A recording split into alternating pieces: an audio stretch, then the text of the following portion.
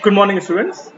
I hope that you had gone through all the previous lecture videos, and in previous lectures we had already discussed the different aspects of teaching of physical science. And as you know कि हम जो अपनी unit 1 है उसको complete कर रहे थे, and the unit 1 is planning and organizing for teaching and learning. So in the same manner, we had already discussed the task analysis, we had discussed the identification and organization of concepts for teaching learning of science, and the factors that need to be considered for organization of the concepts. ये कुछ वो factors थे जो major 6 factors जो किसी भी teaching learning concepts को समझने के लिए या उसके बेस पर टीचिंग लर्निंग प्रोसेस को डिजाइन करने के लिए हमें किन फैक्टर्स को ध्यान में रखना चाहिए, ये कुछ फैक्टर्स को भी हमने अपने लास्ट लेक्चर वीडियोस में डिस्कस किया था. आज के इस वीडियो लेक्चर में हम लोग एलिमेंट्स ऑफ लेसन प्लान को पढ़ेंगे, समझेंगे कि उसको कैसे डिजाइन किया जाए, क्या क्या चीजें उसमें इंपॉर्टेंट होती है, और उसी दिशा में, उसी डायरेक्शन में आगे के लेक्चर्स हम पढ़ना स्टार्ट करेंगे. ये कुछ हमारे बेसिक प्रिंसिपल्स हैं that which are guide cues of classroom practices for organisation of concepts. और ये मेजर 7 प्रिंसिपल्स हम लोगों ने डिस्कस कर लिए थे. And now we are here to discuss the elements of physical science lesson. So dear students, as you know that in the present era it is very important to understand that what are the major roles of a science subject or a science teacher being to be happen in the society and for a student. अगर हम किसी particular lesson की बात करें, so there are different type of elements of a physical science lesson can be possible at a particular time, at a particular situation corresponding to any topic. किसी भी एक topic से रिलेटेड बहुत सारे ऐसे एलिमेंट्स हो सकते हैं जिनका यूज करके आप अपने लेसन प्लान को या लेसन को बहुत ही अच्छी तरीके से, एक इफेक्टिवली तरीके से स्टूडेंट तक पहुंचा सकते हैं. But for any standard format of a lesson और unit plan can not capture interest of all the learners. Okay, and it is that's why we use to develop different type of teaching techniques associated with different type of topics for a different type of students or a learner. So a well organized teaching learning situation can have an appeal to a student yet follow circular guidelines of the school.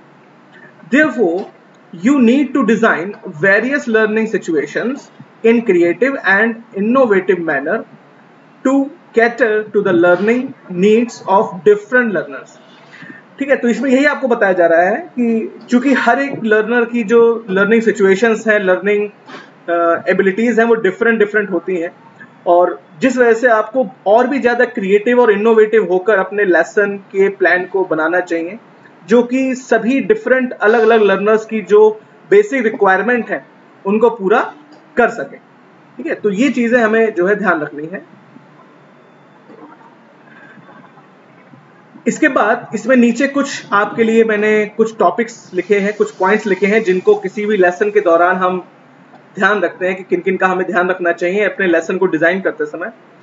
So their knowledge of these basic elements of lesson plan will be great help to you in planning for lesson design. Okay, so first you should read that title of the lesson or a unit. It is very important. You have to emphasize on the fact that which topic or a lesson you are going to teach.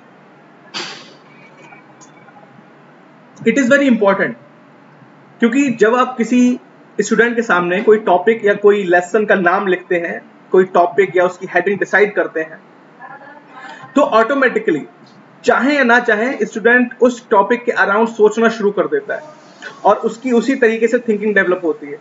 वो उस topic पर based अपनी previous knowledge को check करने की कोशिश करता है और उसमें हेल्प करते हैं आप लोग. Okay, so basically for starting any type of learning process you have to very clear and crystal clear that what topic और अ लेसन और a unit you are going to teach. The second one is learning objectives. This is most important. Learning objectives ये वो part है जो अक्सर हम लोग miss कर देते हैं एज अ टीचर, और यही एक्चुअली वो ऑब्जेक्टिव्स हैं जिनको किसी लेसन को पढ़ाने से पहले या किसी टॉपिक को पढ़ाने से पहले हमें समझ लेना चाहिए कि क्या हमारे द्वारा पढ़ाए जाने वाले टॉपिक से, क्या हमारे द्वारा पढ़ाए जाने वाले लेसन से जो हमारे लर्निंग ऑब्जेक्टिव्स हैं क्या वो कंप्लीट हो रहे हैं। लर्निंग ऑब्जेक्टिव्स को डिसाइड कैसे किया जाए, लर्निंग ऑब्जेक्टिव्स को पहचाना कैसे जाए, इसकी भी टेक्निक्स हैं, इसके भी कई तरीके हैं और धीरे धीरे ये चीज़ एक्सपीरियंस से आती है।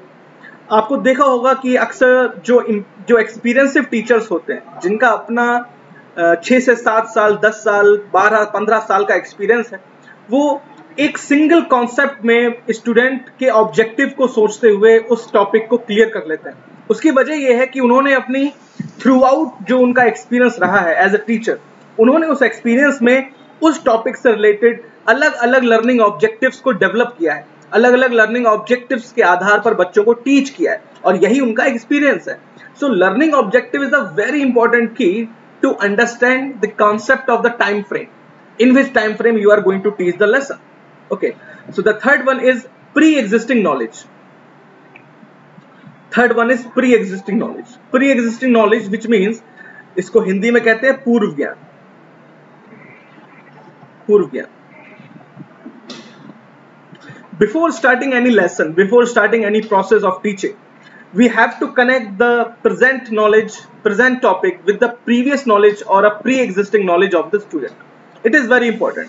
For example, if you are going to teach the multiplication of any student, so it means you have to make sure that student will know the concept of addition. अगर आप किसी बच्चे को गुणा सिखाना चाहते हैं तो ये जरूरी है कि उसको जोड़ना आता हो, क्योंकि जोड़ने की प्रक्रिया ही गुणन से, मल्टीप्लिकेशन से रिलेटेड है। अगर आप किसी स्टूडेंट को भिन्न सिखाना चाहते हैं, भिन्नों का ज्ञान देना चाहते हैं, फ्रैक्शन समझाना चाहते हैं, तो आपको पता होना चाहिए कि स्टूडेंट्स को डिवाइडेशन की कॉन्सेप्ट, डिवीजन की कॉन्सेप्ट उनको पता है। तो पूर्व ज्ञान से रिलेट होना बहुत जरूरी है, ये चीज ध्यान रखिएगा। और सेम चीज साइंस में भी है। whenever we used to teach the science, we have to make sure that the student will connect this knowledge with their previous knowledge. For example, if you are a teacher and you are going to teach the magnetic effect of electric current on in any secondary or middle school, then definitely you have to make sure that the student will aware about the electric current concept.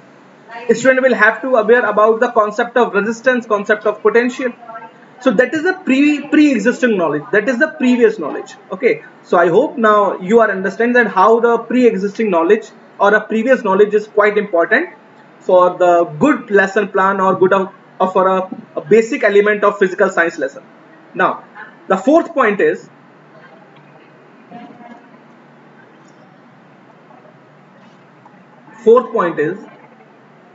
that is material, equipments and resources. This is very really very important. Material means every type of material, either it is TLM, teaching learning material, or it may be instructional material. Equipments means devices, different type of devices, equipments, measuring tools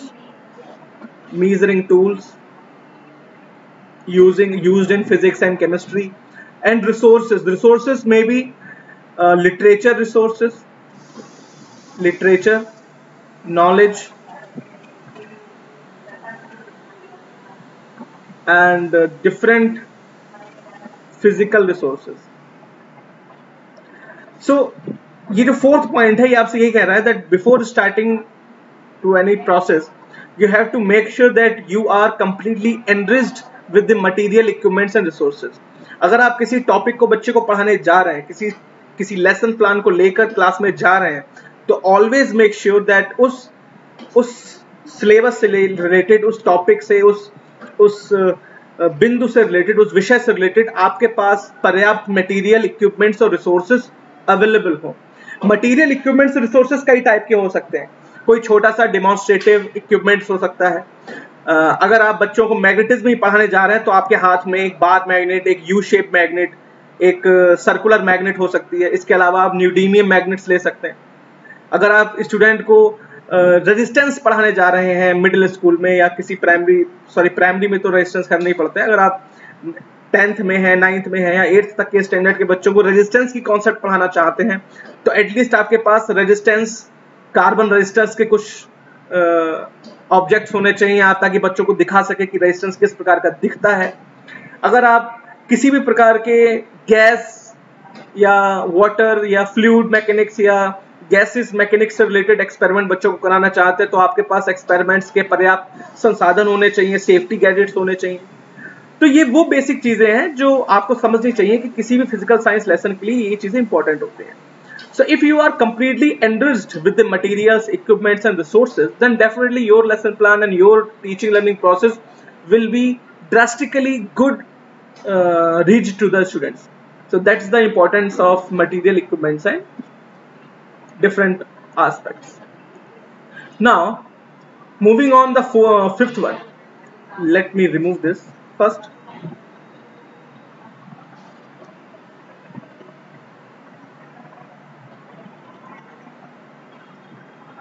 Okay. So the fifth one is introduction. Introduction. Introduction means a basic knowledge, a basic idea about the topic which you have to present before the student, before starting any type of deep analysis. किसी भी topic को पढ़ाने के अगर हम जा रहे हैं तो उस टॉपिक से रिलेटेड एक प्रस्तावना, एक इंट्रोडक्शन, एक बेसिक आइडिया जो बच्चों को उस दिशा में सोचने के लिए बाध्य कर दे जिस दिशा में आप बच्चों को ले जाना चाहते हैं। देखिए, इंट्रोडक्शन का रिलेशन प्री एग्जिस्टिंग नॉलेज से बहुत क्लोजली होता है। इंट्रोडक्शन पार्ट में ही आप ये डिसाइड करते हैं कि क्या आप छात्र की प्री एग्जिस्टिंग नॉलेज से उसकी प्रेजेंट नॉलेज को ऐड कर पाएंगे या नहीं कर पाएंगे। आपका इंट्रोडक्शन इतना सॉलिड होना चाहिए कि student automatically pre existing knowledge से कनेक्ट हो जाए। तो ये जो इंट्रोडक्शन है इसका प्री एग्जिस्टिंग नॉलेज से बहुत क्लोज रिलेशन होता है, ये ध्यान रखिएगा। Now presentation. प्रेजेंटेशन में आप प्रेजेंटेशन का अर्थ तो समझते ही होंगे, दैट प्रस्तुतिकरण। So presentation is related to every aspect of a teacher. I personally feel that in a classroom, teachers should be a very good actor also, a very good politician, a very good manager, a very good administrator, and most importantly, a true friend. So presentation is related to everything. Your personality,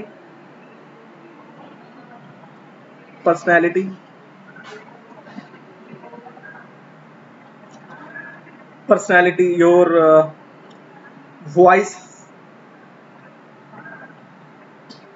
way of talking, even pronunciation.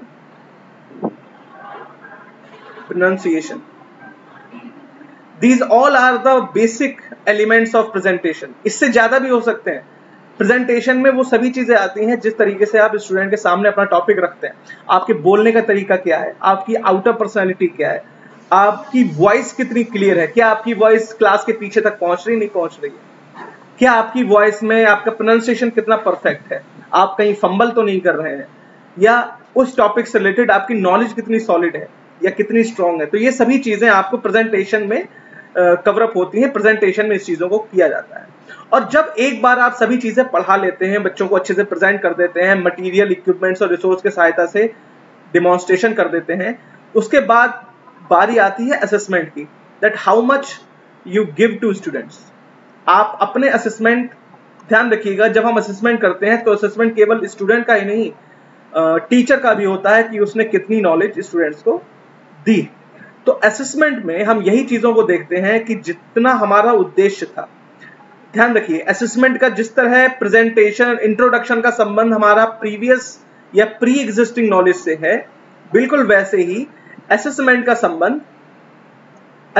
संबंध हमारा learning objective से है। Learning objectives. Assessment में हम क्या करते हैं? Assessment में हम यही चेक करते हैं कि क्या जिन लर्निंग ऑब्जेक्टिव्स को लेकर हम शुरू में चले थे, the learning objectives which we had already decided from the beginning of the lesson, from the beginning of the unit, is it we are having reaching to that objective? क्या हम उस ऑब्जेक्टिव तक पहुंचे हैं? क्या हम उस ऑब्जेक्टिव को पाए हैं या पाए हैं? तो ये सब चीजें हमको लर्निंग ऑब्जेक्टिव्स के असेसमेंट में से पता चलती हैं। तो ये जो 7th पॉइंट है आपका असेसमेंट, इसमें ध्यान रखिएगा कि स्टूडेंट के असेसमेंट का अर्थ यहाँ पर स्टूडेंट को किसी सब्जेक्ट में अच्छा, बुरा, वीक या गुड या इंटेलिजेंट घोषित करना नहीं होता। That is the different type of test. इस लेसन प्लान के असेसमेंट में हम यही चेक करते हैं that whether we are getting close to our learning objectives और नॉट। और उस लर्निंग ऑब्जेक्टिव्स को चेक करने के लिए ही हम स्टूडेंट से कुछ क्वेश्चंस पूछते हैं, कुछ रिपीटेटिव क्वेश्चंस पूछते हैं, उनको होमवर्क देते हैं, उनसे कुछ वर्कशीट सॉल्व करवाते हैं, उनको असाइनमेंट्स देते हैं। ये सब चीजें असेसमेंट का हिस्सा है।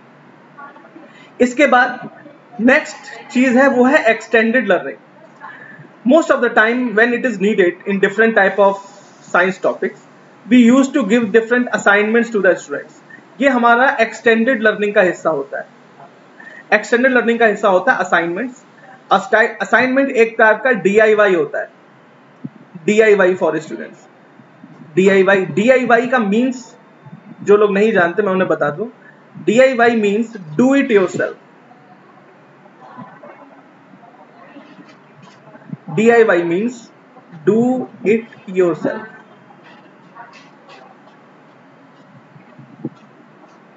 So DIY means do it yourself. It is the part of extended learning that whatever you had taught to the students, आपने बच्चों को जो भी पढ़ाया है, जो भी बच्चों को दिया है, जितनी भी नॉलेज आपने उस सिलेबस, उस टॉपिक या उस सब टॉपिक से रिलेटेड बच्चों को दी है, उनकी प्री एग्जिस्टिंग नॉलेज से उसको जोड़ा है, मटेरियल्स, इक्विपमेंट्स, रिसोर्सेज का यूज किया है, अच्छे से इंट्रोडक्शन दिया है, प्रेजेंटेशन दिया है, आपने लर्निंग असेसमेंट्स, लर्निंग ऑब्जेक्टिव्स का असेसमेंट भी किया है। लेकिन क्या स्टूडेंट उस टॉपिक से रिलेटेड फिजिकल प्रॉब्लम्स को सॉल्व करने में स्वयं सक्षम हो पाए हैं? क्या स्टूडेंट्स उस प्रकार की बेसिक प्रॉब्लम्स को समझने में स्वयं सक्षम हो पाए हैं? क्या भविष्य में आने वाली समस्याओं को वो स्वयं सॉल्व कर सकते हैं जो भी उस विषय से संबंधित हैं? और इसी के लिए हम एक्सटेंडेड लर्निंग में डू इट योरसेल्फ का पार्ट ऐड करते हैं। तो सो डू इट योरसेल्फ और a assignment is one of the biggest type of assessment for a teacher and a student. So I think that in this video lecture we had already discussed the elements of physical science lesson or a physical science lesson plan. If you had liked this video, then please go through the channel and subscribe, like and share with your friends.